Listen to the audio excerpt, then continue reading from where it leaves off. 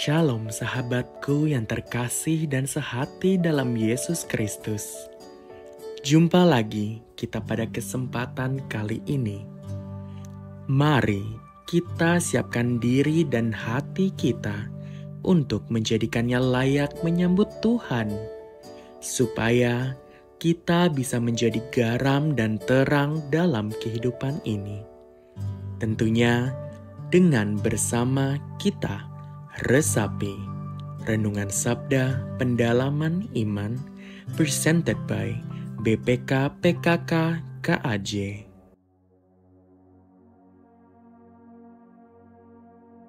Bacaan dari Injil Yohanes bab 3 ayat 14 sampai 21. Dan sama seperti Musa meninggikan ular di padang gurun, demikian juga Anak Manusia harus ditinggikan, supaya setiap orang yang percaya kepadanya beroleh hidup yang kekal. Karena Allah begitu mengasihi dunia ini, sehingga Ia telah mengaruniakan Anaknya yang tunggal, supaya setiap orang yang percaya kepadanya tidak binasa, melainkan beroleh hidup yang kekal. Sebab Allah mengutus Anaknya ke dalam dunia ini bukan untuk menghakimi dunia, melainkan supaya dunia diselamatkan melalui Dia. Siapa saja yang percaya kepadanya, ia tidak akan dihukum. Siapa saja yang tidak percaya, ia telah berada di bawah hukuman, sebab ia tidak percaya dalam nama Anak Tunggal Allah. Inilah hukuman itu. Terang telah datang ke dalam dunia, tetapi manusia lebih menyukai kegelapan daripada terang, sebab perbuatan-perbuatan mereka jahat. Sebab siapa saja yang berbuat jahat membenci terang dan tidak datang kepada terang itu, supaya perbuatan-perbuatan yang jahat itu tidak tampak. Tetapi siapa saja yang melakukan yang benar, ia datang kepada terang, supaya menjadi nyata bahwa perbuatan-perbuatannya dilakukan dalam Allah. Demikianlah Injil Tuhan. Shalom bro and sis. Bacaan Injil hari ini tentang percakapan Yesus dengan Nikodemus. Nikodemus seorang pemimpin agama Yahudi. Dia bertanya kepada Yesus bagaimana dia bisa dilahirkan kembali. Dan Yesus memberikan penjelasan kepada Nikodemus. Namun Nikodemus tidak bisa langsung mengerti apa yang Yesus maksud. Nikodemus memikirkan itu semua dengan logiknya, dengan intelektualnya, sebagaimana dia seorang guru. Bapak Ibu, kadang kita untuk mengerti apa yang Tuhan ingini di dalam hidup kita perlu memakai kacamata iman. Ketika kita memakai kacamata iman, kita bisa mengerti apa yang Tuhan mau di dalam hidup kita, kehendak apa yang Dia mau di dalam hidup kita. Dan bacaan Injil hari ini dimulai dengan Yohanes 3 ayat 14. Di mana di awal ayat 14 dikatakan, dan sama seperti Musa meninggikan ular di padang gurun, demikian juga Anak Manusia harus ditinggikan. Kita tahu cerita ini tentang ular tembaga, ular tedung di dalam Bilangan 21 ayat 9. Bagaimana bangsa Israel yang bersungut-sungut minta roti dan minta air, padahal Allah sudah menyiapkan makanan bagi mereka, yaitu mana. Dan ketika Allah melihat itu semua, Allah menyuruh ular tedung memagut mereka sehingga banyak bangsa Israel yang mati. Lalu mereka sadar bahwa mereka melawan Allah. Kemudian mereka minta Musa untuk berdoa bagi mereka. Lalu Musa berdoa dan Allah memerintahkan kepada Musa agar Musa membuat satu ular tembaga dan ditaruh di atas tiang. Ketika orang bangsa Israel yang digigit oleh ular itu memandang tiang itu, lalu mereka akan selamat. Bapak Ibu, dikatakan bahwa demikian juga Anak Manusia harus ditinggikan. Ya, mereka yang ingin dibebaskan dari dosa dan menerima keselamatan harus memalingkan hati mereka kepada Allah. Harus memalingkan hidup mereka kepada ketaatan dan percaya 100% kepada firman Allah dan kebenarannya.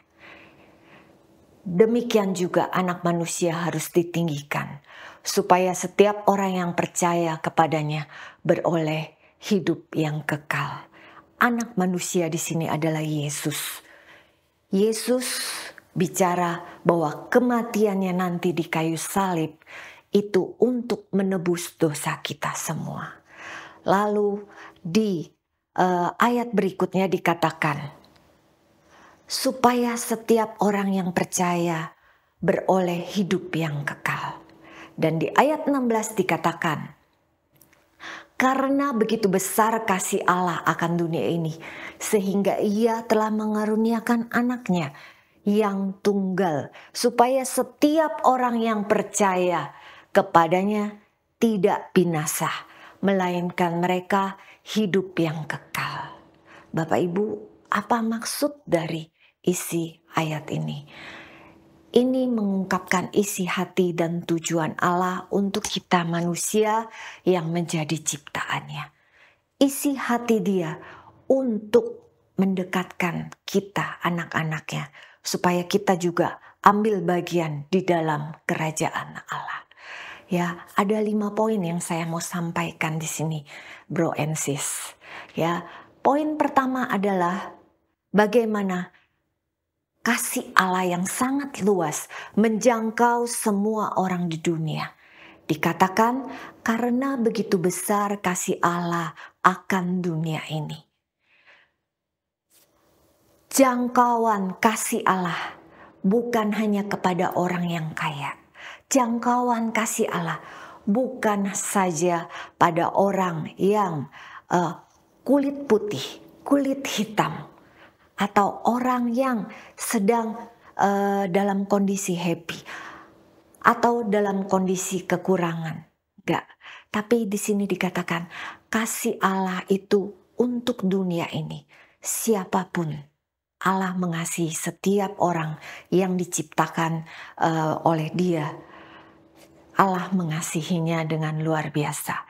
Dan dikatakan di dalam 1 Timotius 2 ayat 3 sampai dengan 4, itulah yang baik dan yang berkenan kepada Allah, Juru Selamat kita, yang menghendaki supaya semua orang diselamatkan dan memperoleh pengetahuan akan kebenaran. Allah menginginkan semua orang yang diciptakan memperoleh keselamatan dari Dia. Itu poin pertama. Poin kedua, dikatakan bahwa sehingga Ia telah mengaruniakan anaknya yang tunggal. Allah mengaruniakan anaknya sebagai kurban penghapusan dosa. Dari kayu salib, pendamaian mengalir dari hati Allah. Dengan penuh kasih, Allah begitu mengasihi kita. Allah mencintai kita. Dia tahu kita tidak berdaya. Kita manusia yang penuh dosa, tidak berdaya. Dia tahu. Lalu Allah dengan inisiatifnya sendiri, anaknya turun mengorbankan diri untuk penghapusan dosa. Inilah, bro and sis, kasih karunia yang kita terima dari Allah. Di dalam 1 Yohanes 4 ayat 10 dikatakan seperti ini. Inilah kasih itu, bukan kita mengasihi Allah, tetapi Allah yang telah mengasihi kita dan yang telah mengutus anaknya sebagai pendamaian bagi dosa-dosa kita. Sikap lebih dulu dari Allah, sikap aktif Allah buat kita. Karena apa? Karena begitu besar cintanya Tuhan buat kita anak-anaknya. Selanjutnya dikatakan bahwa supaya setiap orang yang percaya kepadanya tidak binasa. Bapak Ibu, ada satu kata yang menarik, yaitu supaya setiap orang yang percaya. Di sini Bapak Ibu, percaya yang dimaksud adalah sebagai kata kerja. Yaitu kalau tadi itu bagaimana Allah sudah aktif kepada kita. Dia mencintai kita, dia mengorbankan anaknya turun ke dunia untuk penghapusan dosa. Kalau perkataan yang selanjutnya adalah supaya setiap orang yang percaya itu sikap aktif dari kita anak-anaknya. Tuhan minta kita yang aktif. Kita percaya kepada Allah 100%. Percaya 100%, bukan setengah-setengah. Jadi ketika kita percaya sama Tuhan, bukan abu-abu, tapi kita benar-benar putih. Percaya kepada Dia 100% di dalam setiap segi kehidupan kita. Kita serahkan kepada Dia dan kita percaya kepada Dia. Bagaimana kita punya satu keyakinan yang kokoh bahwa Yesus satu-satunya adalah juru selamat bagi kita. Dan kita juga meyakini serta mengakui bahwa Yesus adalah satu-satunya dalam hidup kita, menuntun hidup kita. Ya, percaya kepada Kristus yang mampu menuntun hidup kita pada keselamatan kekal dan hidup di dalam persekutuan dengan Allah di surga melalui kasih karunia-Nya yang Dia berikan, yaitu keselamatan yang Dia berikan. Dan poin keempat adalah binasa. Ya, dikatakan supaya setiap orang yang percaya kepadanya tidak binasa.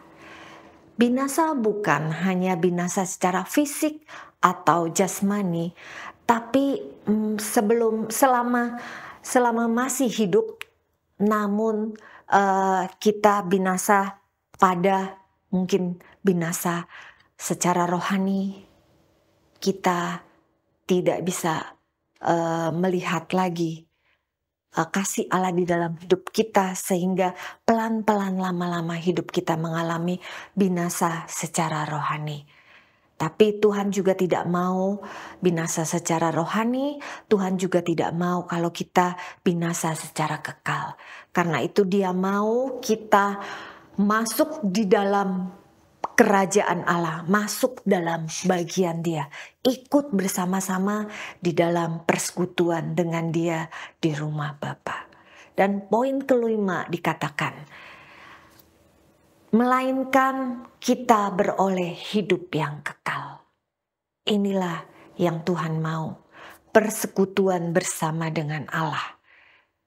Karunia yang dianugerahkan Allah kepada kita yang kita percaya, yaitu kehidupan kekal, bukan saja pada keabadian, tetapi pada kualitas kehidupan kita sendiri, yaitu bagaimana selama kita menjalani kehidupan ini, kita mengalami kehidupan secara ilahi, kehidupan yang membebaskan kita dari kuasa dosa, dan juga iblis, serta hidup kita lepas dari kedagingan, supaya kita boleh mengenal Allah secara utuh.